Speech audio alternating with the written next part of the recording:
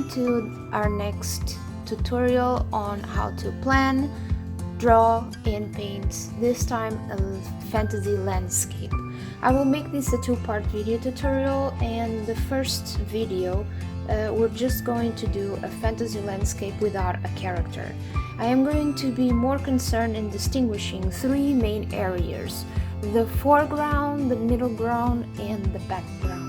Of course, I can still add some figures or elements that will help me to establish a relationship of scale and show how large all of these elements are just by making little accents. But the characters, the human figure, will not be a main subject in this painting. Here's another example of a fantasy landscape where the foreground is the most important element, and actually I didn't plan to put that creature over there, but I needed an element to help me create the depth to the background.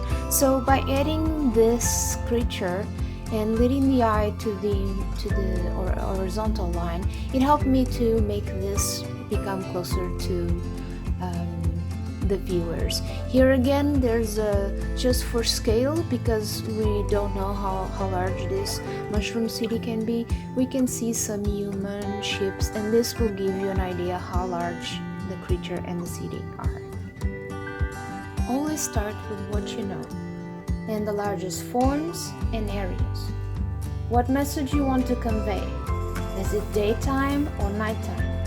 Is it a simple plain or a view from above? Is it a center with water, desert, forest, sky, a street or a seat in the distance? These questions kickstart my creativity, and the storytelling elements begin to bloom. Remember to use your reference as a starting point for ideas and as an instruction for the correct shape of things, and not just to trace it and recreate what is already in the photo.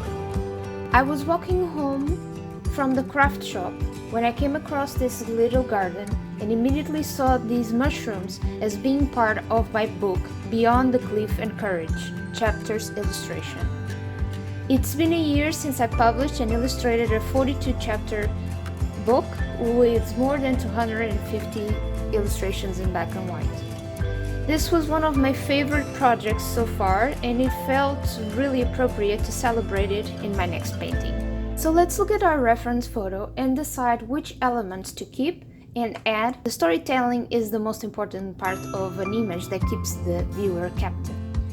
For those who don't know, Ian is the main character of an insect epic fantasy novel.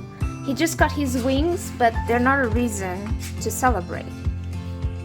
Instead, he decides it's time to leave his home to find the new place in the world. Everything goes according to plan until the spiders kidnap his best friend.